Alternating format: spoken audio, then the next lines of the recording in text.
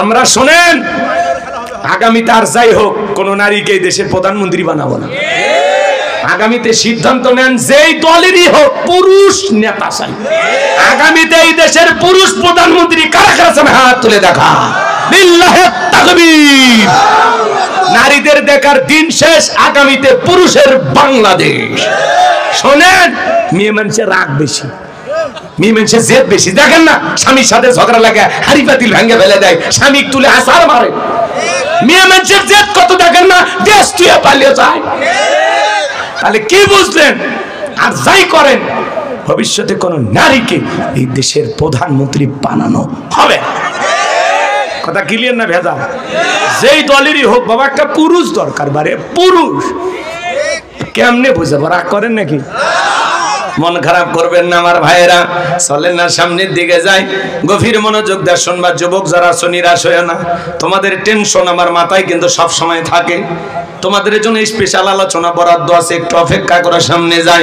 মা বোন যারা পর্দার আড়ালে কথা শুনতেছেন, মহিলাদের ব্যবস্থা আছে, মা বোনদের জন্য আলোচনা করার দরকার আছে না নাই? একটু অপেক্ষা করেন মা বোন, আপনাদের জন্য স্পেশাল কিছু আলোচনা মাথার মেমোরিতে সেভ করা আছে, সময় মতো ডাউনলোড দিয়ে শোনায় দেব।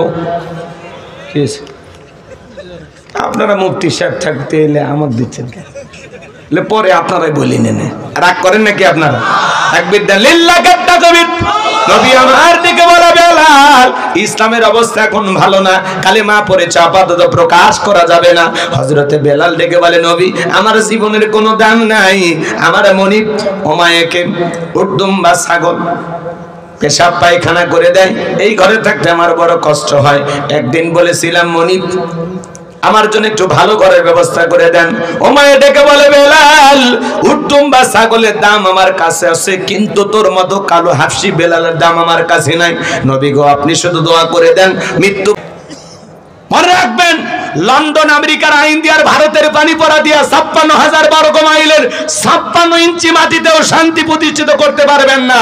এই জমিনে শান্তি প্রতিষ্ঠিত হবে সেই দিন আল্লাহর কোরআন দিয়া জমিনটা চলবে যেই দিন।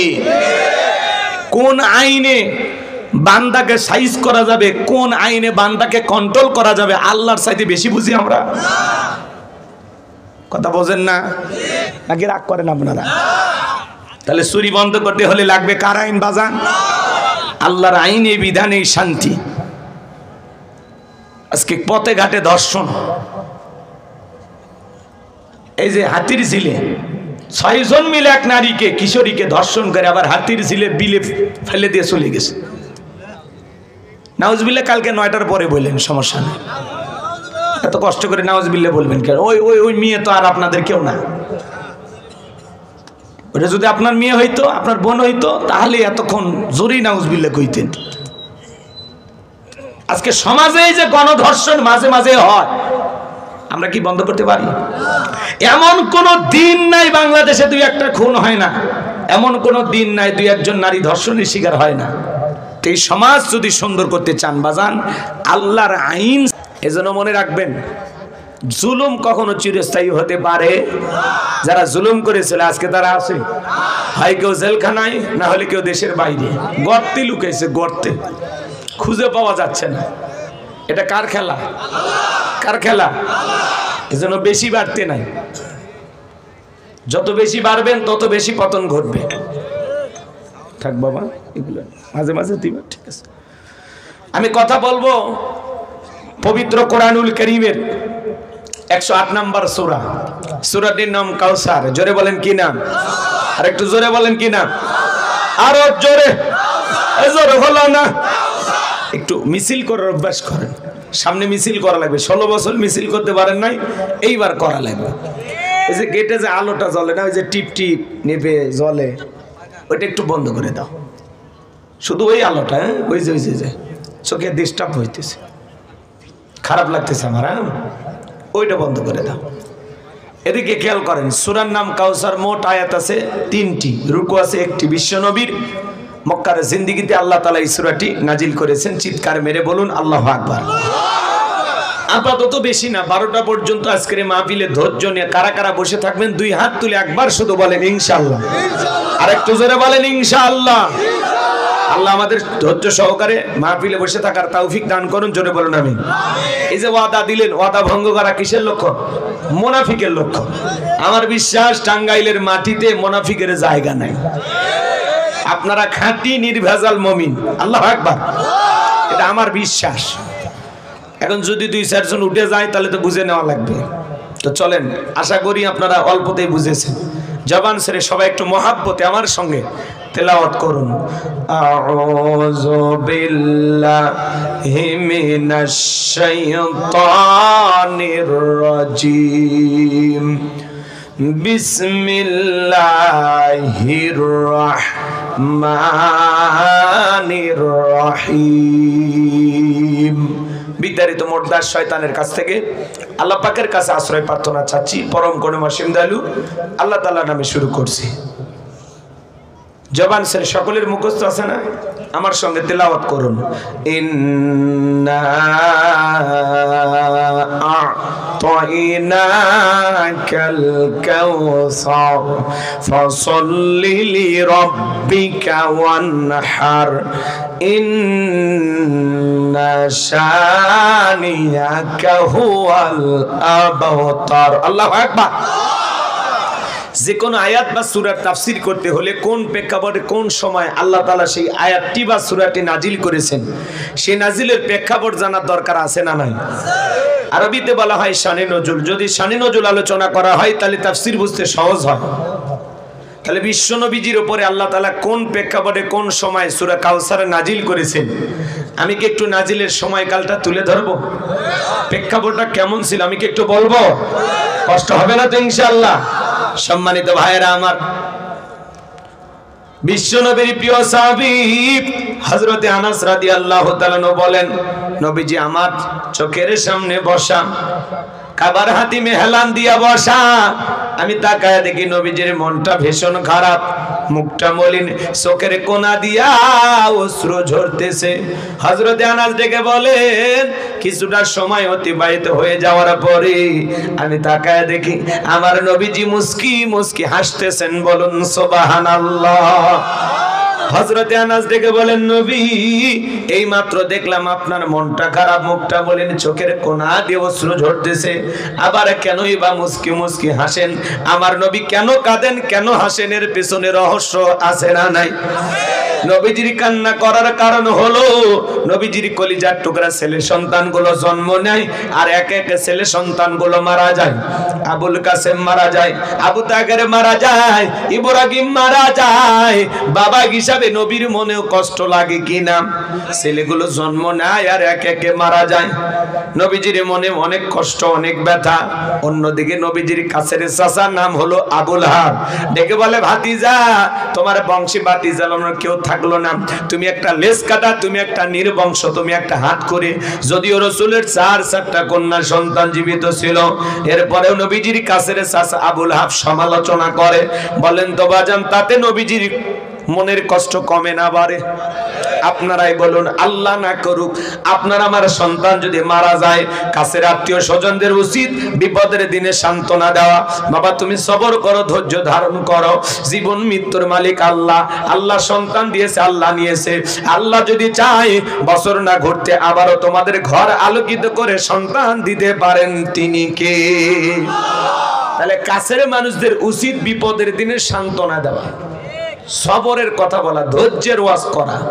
কিন্তু নবীজির চাচা আবুল আহাব এতটাই খারাপ, দেখে বলে, ভাতিজা তোমার বংশে বাতি জ্বালানো কেউ থাকলো না, তুমি একটা লেজ কাটা, তুমি একটা নির্বংশ। জোরে কন নাউজুবিল্লাহ। এই আবুল আহাব কিন্তু আবু জাহেলের চাইতেও খারাপ। আবু জাহেলের নামে আল্লাহ কোনো সূরা দেয়নি, কিন্তু আবুল আহাবের নামে দিয়েছে। শুধু আবুল আহাব খারাপ না, আবুল আহাবের বউ খারাপ। কথা কয় না। এটা সূরা লাহাবের তাফসীর করলে আপনারা বুঝতে পারতেন, কিন্তু ওই দিকে যাওয়ার সুযোগ নেই। গভীর মনোযোগ দিয়ে শুনবেন বাজান। নবীজির ছেলে সন্তানগুলো জন্ম নেয় আর একে একে মারা যায়। কেন নবীজির সন্তানগুলো শিশুকালে বিদায় নিল? অনেক পয়গাম্বরের সন্তান যৌবন পর্যন্ত জীবিত ছিল, প্রাপ্ত বয়স হওয়া পর্যন্ত। নবীজির একটা ছেলে সন্তানও কেন জীবিত থাকলো না? আল্লাহ তাআলা কেন তাদেরকে শিশুকালে উঠিয়ে নিলেন? এর পেছনে কারণ আছে না নাই? নবীজির ছেলে সন্তানগুলো শিশুকালে বিদায় নেওয়ার পিছনে কারণ আছে 3টি। জোরে বলেন কয়টি? নবীর উম্মত হিসেবে জানতে মনে চায় না কি সেই তিনটি কারণ, কি সেই রহস্য? কারা কারা শুনবেন দুই হাত তুলে আল্লাহকে দেখান। লিল্লাহি তাকবীর। কি সেই তিনটে কারণ যদি আমি আলোচনা করি তাহলে 3 নাম্বার আয়াতের আলোচনা করা লাগবে। আমি কি 1 নাম্বার আয়াত বাদ দিয়ে 3 নাম্বারে যাব, নাকি আস্তে আস্তে শুরু করা যাক? তাহলে আমার ভাইয়েরা, একে তো সন্তান হারানোর ব্যথা, অন্যদিকে কাফেরদের সমালোচনা, আবার সাহাবায়ে কেরাম যারা ইসলাম ধর্ম গ্রহণ করে কাফের বেঈমান তাদের উপর নির্যাতন, কালেমা পড়ে মুসলমান হন নাই। নবীজি আমার রাতের বেলায় দারুল আরকামে বসা, হযরতে বেলাল বিশ্ব নবীর দরবারে উপস্থিত হয়ে গেলেন। নবীজির চেহারার দিকে তাকাইয়া ডেকে বলেন, নবী গো, আপনার চাইতে সুন্দর মানুষ আমি জীবনে কোনোদিন দেখি নাই। বলুন সুবহানাল্লাহ। আপনার আমার নবী কতটা সুন্দর ছিলেন জানেন? হযরতে জাবের রাদিয়াল্লাহু তাআলা বলেন, পূর্ণিমার রাত আমি রাসূলের বাড়িতে গিয়েছিলাম, সেদিন দেখেছিলাম চাঁদ উদয় হয়েছে দুইটা, একটা চাঁদ আসমানে আর একটা চাঁদ জমিনে।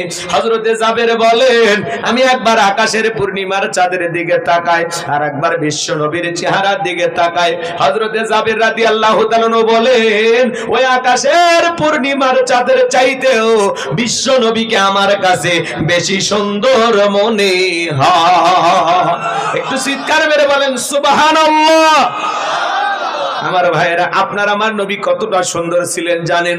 আম্মা জান আয়েশা ডেকে বলেন, যারা ইউসুফ নবীর চেহারার দিকে তাকাইয়া মিশরের নারীরা ফল কাটতে গিয়ে আঙ্গুল কেটে ফেলে দিয়েছিল, ওরা যদি আমার বিশ্ব নবীর চেহারার দিকে তাকাইতো, শুধুমাত্র আঙ্গুল নয়, আঙ্গুল কাটতে কাটতে, হাত কাটতে কাটতে কখন যে নিজের কলিজা কেটে দুফাক করে দিত, মুহূর্তের জন্য টের পাইতো না। আপনার আমার নবী এতটাই সুন্দর। আম্মা জান আয়েশা বলেন, ও দুনিয়ার মানুষ, তোমাদের একটা সূর্য আছে, আমি আয়েশার একটা সূর্য আছে। তোমাদের সূর্য উদয় হয় দিনের বেলায়, আর আমি আয়েশার সূর্য উদয় হয় রাতের বেলায়। আম্মা জান আয়েশা একদিন সেলাইয়ের কাজ করতেছিলেন রাত্রি বেলায়, হঠাৎ করে সুইটা পড়ে গেল, বাতিতে কোনো তেল ছিল না, বাতি জ্বালাইতে পারলেন না, অপেক্ষায় বসে থাকলেন। বিশ্বনবী যখন এশার সালাত আদায় করার পরে ঘরের ভিতরে প্রবেশ করলেন, নবীজি ঘরে ঢুকে সর্বপ্রথম আম্মা জান আয়েশাকে সালাম দিলেন। নবী ঘরে ঢুকে স্ত্রীকে কি দিলেন? সালাম দিলেন। আর আপনি আমি কি করি? বউ সালাম দেই না। বাড়িতে ঢোকার সময় বউকে সালাম দিবেন, আসসালামু আলাইকুম রহিমা, কেমন আছো সোনা? ঘরের দরজাটা খোলো না, আমি তোমার লেটনের বাপ, তোমার দিওয়ানা। বউ খুশি হয়ে দরজা খুলবে, কথা বলে ঠিক না? কিন্তু আপনার আমার ব্যবহার এত মিষ্টি না। ঘরের দরজা চিৎকার মারে, এ রুবেলার মা, এ দরজা খোল, বেশি দেরি হলে দরজা ভাঙে ফেলে দে, তোর পিঠের উপর আজ কি যে হবে রে। ভিতর থেকে বউ বলে রে, স্বামী না সেকেন্ড আজরাইল। কথা কন, কথা কন, এরকম স্বামী আছে না নাই? বাড়িতে যা বউকে সালাম দিবেন, লোকজন যদি না থাকে বইয়ের হাতটা ধরে মুসাফা করবেন। জোরে বলেন কার হাত? এ যুবক, বিয়ে করনি, কার হাত? বইয়ের হাত। পাশের বাড়ির ভাবির হাত না, ধরলে ঝাঁটা দিয়ে পিটাইবে। বইয়ের হাত ধরে মুসাফা করবেন। একেবারে ময়দান ফাঁকা থাকলে কোলাকুলি সেরে নেবেন। স্বামী স্ত্রীর মধ্যে সালাম আদান প্রদান হলে আল্লাহর পক্ষ থেকে রহমত নাজিল হবে। সালাম আছে যেখানে শান্তি আছে, সেখানে সালাম আছে যেখানে সমাধান আছে। অনেক বড় বড় ঝামেলা এক সালামের মাধ্যমে সমাধান হয়ে যায়। পারবেন না? এক জায়গায় ওয়াজ করলাম, হুজুর বউকে সালাম দিদিকে শরম লাগে। আমি তখন বললাম, ভাই আপনি কি বিয়ে করছেন? কি কোন হুজুর, 3 সন্তানের বাপ আমি। আমি তখন বললাম, স্ত্রী সবাসের একটা দোয়া আছে, আপনি কি জানেন? হুজুর, এটা দোয়া পড়ার টাইম। বউ সালাম দিদিকে শরম লাগে, আর বইয়ের বাচ্চা হয়ে যায়। তোমার শরম যদি বেশি হইতো, তোমার বইয়ের তো বাচ্চা হওয়ারই কথা না। কথা বলেন। তার মানে কি এটা শরম না শয়তানি? বউকে সালাম দিবেন। এদিকে খেয়াল করেন, স্বামী স্ত্রীর দাম্পত্য জীবনে সুখ আর শান্তি পেতে হলে রাসূলের 4টি সুন্নত আছে। আপনি কি দাম্পত্য জীবনে সুখী? 4টি সুন্নত। এই 4টি সুন্নত যদি আপনারা দাম্পত্য জীবনে আমল করতে পারেন, মৃত্যু পর্যন্ত সম্পর্ক টিকে থাকার গ্যারান্টি। আল্লাহু আকবার বলেন। কি সেই 4টি সুন্নত আপনারা শুনবেন? কারা কারা হাত তোলেন তো বাজান। আল্লাহ কবুল করুন, জোরে বলুন আমি। রাসূলের 4টি রোমান্টিক সুন্নত আমি আপনাদের সামনে বলবো। এখনই বলতে গেলে আলোচনা এলোমেলো হয়ে যাবে, একটু ধৈর্য নিয়ে বসেন, শেষের দিকে বলবো ইনশাআল্লাহ। কষ্ট লাগে নাকি বাজান? চলেন না সামনের দিকে যাই। আমি যে কথা বলতে চাচ্ছিলাম, খুব সতর্ক থাকবেন। কথা শুধু শুনলে হবে না, আমল করা লাগবে। স্বামী স্ত্রীর মধ্যে সালাম আদান প্রদান হলে একে অপরের প্রতি ভক্তি, শ্রদ্ধা, বিশ্বাস, ভালোবাসা বেড়ে যায়। বাড়িতে ঢুকে বউ সালাম দেয় না, স্বামীও সালাম দেয় না, দুইজনে বোবা বোবা। কথা কন, ছোট বাচ্চাদেরকে সালাম দিবেন ঘরে ঢুকে, ওই বাচ্চা দেখবেন 2 দিন পরে আপনারে সালাম দেওয়া শুরু করবে। সূরা নূরের 27 নম্বর আয়াতে আল্লাহ কি বলেছেন জানেন না? একজন মুমিন আর এক মুমিনের গৃহে যখন প্রবেশ করবেন, ওই গৃহবাসীর অনুমতি নিয়ে সালাম দিয়া তারপরে বাড়িতে ঢোকা লাগবে। কথা বলেন। আপনি রুবেল রুবেল কয়ে, বাদশা বাদশা কয়ে বাড়ির ভিতরে ঢুকে যান, বাদশার বইয়ের উন্না ঠিক নাই, ওর মা কি করতেছে, ওর বোন কি করতেছে, এক নজরে দেখা শেষ। মুফতি সাহেব কথা ঠিক আছে না? একজন মুসলমান আর একজন মুসলমানের গৃহে প্রবেশ করতে হলে অনুমতি নিয়ে সালাম দিয়া তারপরে প্রবেশ করা লাগবে। আপনি সালাম দিবেন, অনুমতি নেবেন, তারপরে তো বাড়িতে ঢুকবেন। এই যে সালাম আর অনুমতি, এর মাঝখানে মহিলা মানুষ যদি ব্যাপারটা থাকে, ওরা রুমের ভিতরে যেতে পারবে, আড়ালে যেতে পারবে। কথা বলেন। আপনি ধাম করে ঢুকে পড়েন মানে ভালো হয়ে যান। আজ থেকে কারো গৃহে প্রবেশের সময় সালাম না দিয়া, অনুমতি না নিয়ে আমরা প্রবেশ করব না। আমল করব তো ইনশাআল্লাহ।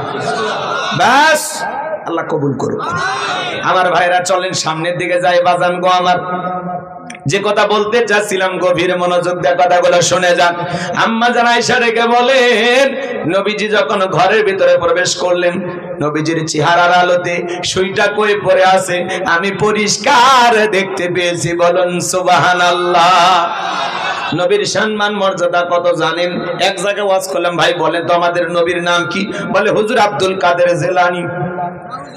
পীর সাহেবের নাম মুখস্থ আছে, কিন্তু কপাল পোড়া মা দয়ার নবীর নামটাও বলতে পারে না। নবীর সম্মান মর্যাদা কত জানেন?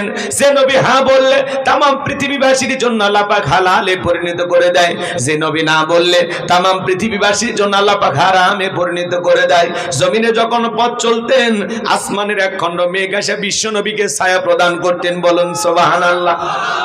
যেই নবীর চেহারার উপরে মশা মাছি পড়া হারাম, নবীজি যখন ঘেমে যেতেন, নবীজির দেগের ঘামগুলো আম্মা জেনারা শিশির ভিতরে জমা রাখতেন।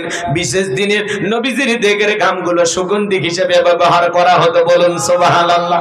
হযরত আনাস দেখে বলেন, নবীজির দেগের ঘামের চাইতে দামি সুগন্ধি আমি জীবনে কোনদিন নাকি পাইনি। বলুন সুবহানাল্লাহ।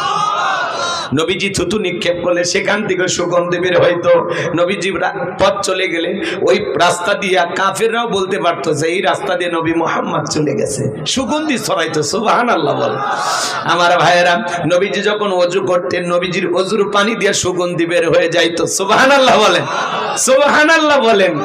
কেমন নবী পাইছি বাজান, যে নবী আসমানের চাঁদের দিকে ইশারা করলে চাঁদ 2 টুকরো হয়ে যায়। আল্লাহু আকবার। জমিনে পা তুলে মাওলা পাকের আরশে আজিমে পৌঁছে যায়। আল্লাহু আকবার। যেই ছাগলের স্তনে দুধ নাই, বিশ্ব নবীর যদি হাতটা লেগে যায় দুধে পরিপূর্ণ হয়ে যায়। যেই খাবার 2-3 জন মানুষ খাবে, সেই খাবারে যখন বিশ্ব নবীর হাতটা লেগে যায়, শত শত মানুষ খাবার কেউ যেমন খাবার তেমনি থাকে। যেই নবীর চেহারার দিকে তাকাইলে পেটের ক্ষুধা চলে যাইতো। সুবহানাল্লাহ। সেই নবীর কাছে হযরতে বেলাল কথা মনে আছে না নাই? বেলাল ডেকে বলে, নবী আপনার চাইতে সুন্দর মানুষ আমি কোনোদিন দেখি নাই। ও নবী, আপনি কালেমার দাওয়াত দেন, ইসলামের প্রচার প্রসার করেন, দয়া করে আমি বেলালকে একটু কালেমা পড়ায়া দেন। বিশ্ব নবী হযরত বেলালকে পড়ায়া দিলেন, লা ইলাহা ইল্লাল্লাহু মুহাম্মাদুর রাসূলুল্লাহ সাল্লাল্লাহু আলাইহি ওয়াসাল্লাম। হযরত বেলাল কালেমা পড়ে মুসলমান হয়ে গেল। নবী আমার ডেকে বলে, বেলাল ইসলামের অবস্থা এখন ভালো না, কালেমা পড়েছো আপাতত প্রকাশ করা যাবে না। আপনারাই বলেন তো বাজান, ইসলামের অবস্থা কি সব সময় ভালো থাকে? আজও তাম পৃথিবীর দিকে তাকায় দেখেন, তাম পৃথিবীর জালেম আর বেঈমানের ঐক্যবদ্ধ হয়েছে ইসলাম আর মুসলমানকে বিদায় করে দেওয়ার জন্য। কথা বলেন ঠিক কি না? গভীর মনোযোগ দিয়ে কথাগুলো শুনবেন বাজান। আজও কাশ্মীরে মুসলমানের রক্ত নিয়ে খেলা করা হয়। ফিলিস্তিনের জমিনে আজও মুসলমানের রক্ত নিয়ে খেলা করা হয়, আজও চীনের উইঘুরে মুসলমানদেরকে হত্যা করা হয়, মুসলমানের মসজিদগুলো ভেঙে দেওয়া হয়, আজও ভারতে গরুর গোশত খাওয়ার অপরাধে মুসলমানকে হত্যা করা হয়, আজও तमाम পৃথিবীর জালেম বেঈমানরা ঐক্যবদ্ধ হয়েছে ইসলাম আর মুসলমানকে জমিন থেকে বিদায় করে দেওয়ার জন্য। কিন্তু ওরা তো জানে না ইসলামের সুইচ আছে কার হাতে। আর একটু জোরে বলেন কার হাতে?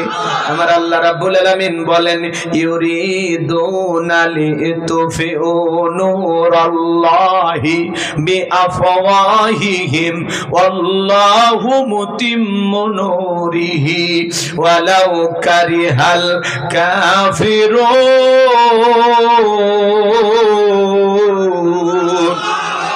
সূরা সফ আয়াত নাম্বার 8। আমার আল্লাহ রাব্বুল আলামিন জানিয়ে দিলেন কাফিররা চাই মুখের ফুৎকারে দিনের আলোকে, ইসলামের আলোকে, কোরআনের আলোকে নিভায়া দিতে। আমার আল্লাহ দেখে বলেন ওয়াল্লাহু মুতিম্মু নূরিহি, এই জমিনে দিনের আলোকে, কোরআনের আলোকে, ইসলামের আলোকে আমি আল্লাহ পাক প্রতিষ্ঠিত করে ছাড়ব।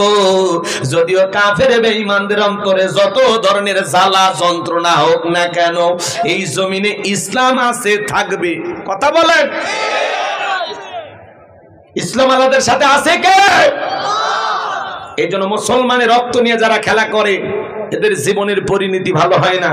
নমরুদ ফিরাউনের জায়গা যেমন পৃথিবীর জমিনে হয়নি, আজও যারা মুসলমানের রক্ত নিয়ে খেলা করতেছে ওই জালেমদের জায়গা পৃথিবীর জমিনে হবে না, হবে না। নমরুদ ফিরাউনের মতো ওই জালেমদেরকেও বিদায় নিতেই হবে। কথা বলা ঠিক না? বাংলার জমিনে যারা নিরীহ আলেমদেরকে ফাঁসির দড়িতে ঝুলিয়েছিল, হাজার হাজার নিরপরাধ মানুষদেরকে জেলখানায় বন্দী করেছিল, শাপলা চত্বরে এতিম হাফেজ আলেমদেরকে হত্যা করে দুনিয়ার জমিন থেকে বিদায় করে দিয়েছিল, যাদের হাতে মুসলমানের রক্ত লেগেছিল, আজকে তারা ক্ষমতার চেয়ার রেখে পালিয়ে গেছে। কথা বলে ঠিক না? যেন জুলুম করতে নাই। আমরা বারবার বললাম ম্যাডাম পদত্যাগ করেন। আল্লাহ বলে কিসের পদত্যাগ? এরা যে অন্যায় অপরাধ করেছে শুধু পদত্যাগ না, আমি আল্লাহ এদেরকে দেশ ত্যাগ করতে বাধ্য করব। কথা বলেন ঠিক না? ইন্না বাতশা রাব্বিকা লাশাদীদ, আল্লাহর পাকড়াও বড় কঠিন। আল্লাহ ধরে ধরে না, যেদিন ধরবে মামু বাড়ি দিল্লি গিয়ে পড়বে। কথা বলে ঠিক না? আজ আছে বড় বড় কথা বলতো পালাবো না, হারাবো না, কই পালিয়েই তো গেলেন। এক কথা বল নাকি আপনারা? আমাদের চাচাকে বলা হয় স্বৈরাচার। ঈশ্বর চাচা ক্ষমতা থেকে পদত্যাগ করে জেলে গেছে, দেশ ছাড়েনি। বাপের বেটা দেশ নেত্রী বেগম খালেদা জিয়া জেল খেটেছেন, অসুস্থ হয়ে দেশে পড়েছিলেন, দেশ ছাড়েনি। বাপের বেটি কাতারের আমির বিমান দেশে, সে প্লেনে উঠে আল্লাহর বান্দি চিকিৎসার জন্য দেশের বাইরে গেছে। মারাবা কম, কি সম্মান! কেউ রাজকীয় ভাবে যায় আর কেউ পালিয়ে যায়। কথা বলেন না কেন? দেশ নেত্রী বেগম খালেদা জিয়া কোনোবার দেশ ছেড়ে পালায়নি, উনি দেশেই ছিল। আর আপনি পালিয়ে গেলেন কেন? আপনার কোটি কোটি অনুসারী, কারো কথা ভাবলেন না? পদত্যাগ করে যদি জেলেও যাইতেন, কয়েক মাস পরে আবারও নেতা কর্মী মিছিল করে ফুলের মালা দিয়ে জেলখানা থেকে বের করে নিয়ে আসেন। আপনি কেন চলে গেলেন? এভাবে কেন পালিয়ে গেলেন? 18 কোটি মানুষের অভিভাবক ছিলেন আপনি। আপনি পালিয়ে যায় দেশের মানুষের যে পরিমাণে ক্ষতি করেছেন, আল্লাহর কাছে হিসাব দিতে হবে। অত সহজ না। কি মনে করেন? রাগ করেন নাকি আপনারা? আপনি মাঝে মাঝে কল রেকর্ড ফাঁস হয়, আপনি কথা বলেন কিভাবে? বলেন আমি দেশের কাছে আছি, শর্ট করে ঢুকবো। যাওয়ার আগে বলে যাননি, ঢোকার সময় বলা লাগবে কেন? আপনি আসেন, আপনি আসেন। এই দেশ আপনার বাবার, এই দেশ আপনার স্বামীর। আপনি আসেন, যেই দিককে মন চায় ঢোকেন। তো আপনি আসেন। আমরা জানি মেয়ে মানুষ কতদিন বাইরে থাকবে। আপনি আসেন। ববু আইবা তুমি আইবা গো, সেই দিন আইসা বুবু ক্ষমতা পাইবা না। ববু আইবা তুমি আইবা গো, সেই দিন আইসা বুবু ক্ষমতা পাইবা না। খোঁজ নাই বহু কাদের কাকার, অবস্থা খারাপ তোর বেশ বাবার। হাও নাঙ্কেল এখন সামনে আসে না। নেতা কর্মী সব জেলের ভিতর, আমি আসি ডরের ওপর। কখন জানি আসে গ্রেপ্তারি পরোয়ানা। বুবু আইবা তুমি আইবা গো, সেই দিন আসা বুবু চিয়ার পাইবা না। ক্ষমতার চেয়ার থেকে নামা সহজ, কিন্তু এই চেয়ারে ওঠা কঠিন। কথা বলে ঠিক কিনা? ভয় পাচ্ছেন নাকি কেউ? হ্যাঁ, ভয় আছে? আমরা শোনেন, আগামীতে আর যাই হোক কোন নারীকে এই দেশের প্রধানমন্ত্রী বানাবো না। আগামীতে সিদ্ধান্ত নেন যেই দলেরই হোক, পুরুষ নেতা চাই। আগামীতে এই দেশের পুরুষ প্রধানমন্ত্রী কারা কারা চান? হাত তুলে দেখা। লিল্লাহে তাকবীর। নারীদের দেখার দিন শেষ, আগামীতে পুরুষের বাংলাদেশ। শোনেন, মেয়ে মানুষের রাগ বেশি, মেয়ে মানুষের জেদ বেশি। দেখেন না, স্বামীর সাথে ঝগড়া লাগে, হাড়ি পাতিল ভেঙে ফেলে দেয়, স্বামী তুলে আসার মারে। মেয়ে মানুষের জেদ কত দেখেন না, দেশ তুই পালিয়ে যায়। তাহলে কি বুঝলেন? আর যাই করেন, ভবিষ্যতে কোন নারীকে এই দেশের প্রধানমন্ত্রী বানানো হবে। কথা ক্লিয়ার না ভেদা? যেই দলেরই হোক বাবা, একটা পুরুষ দরকার। বারে পুরুষ কেমনে বুঝাবো? রাগ করেন নাকি? মন খারাপ করবেন না আমার ভাইয়েরা, চলেন না সামনের দিকে যাই।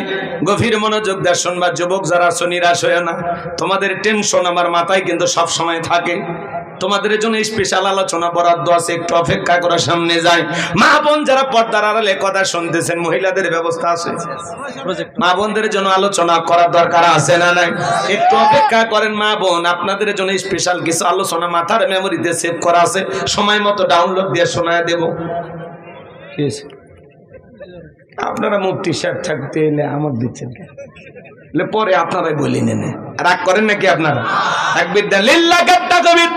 নবী আমার দিকে বলা, বেলাল ইসলামের অবস্থা এখন ভালো না, কালেমা পড়ে আপাতত প্রকাশ করা যাবে না। হযরতে বেলাল ডেকে বলে, নবী আমার জীবনের কোনো দাম নাই, আমার মনিব ওমায়েকে উর্দুম বা ছাগল পেশাব পায়খানা করে দেয়, এই ঘরে থাকতে আমার বড় কষ্ট হয়।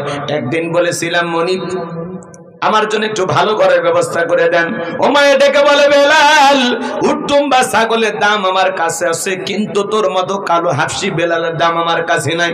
নবী গো, আপনি শুধু দোয়া করে দেন মৃত্যু পর্যন্ত যেন কালেমার পথে টিকে থাকতে পারি, আমি বেলালের জীবনের কোনো দাম নাই।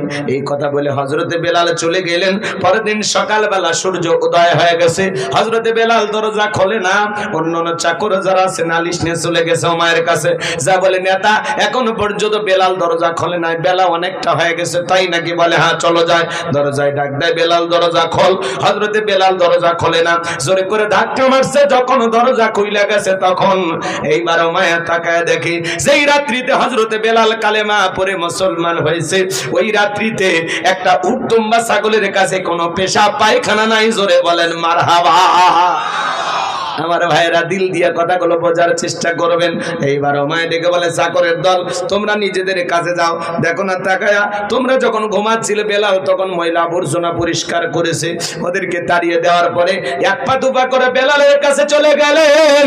হযরতে বেলাল দেয়ালে পিঠটা লাগাইয়া জিহ্বা নাড়াইয়া জিকিরি করে কার? এইবার হযরত বেলালকে হালকা করে ধাক্কা মারছে, যখন জবান দিয়ে কালেমার আওয়াজ বের হয়েছে, তখন এইবার ডেকে বলে, বেলাল তোর জবান দিয়ে কি শুনলাম, তুমি কি মুসলমান হয়েছো? হযরতে বেলাল ডেকে বলে, মুসলমান হয় যারা মিথ্যা কথা বলতে পারে না তারা।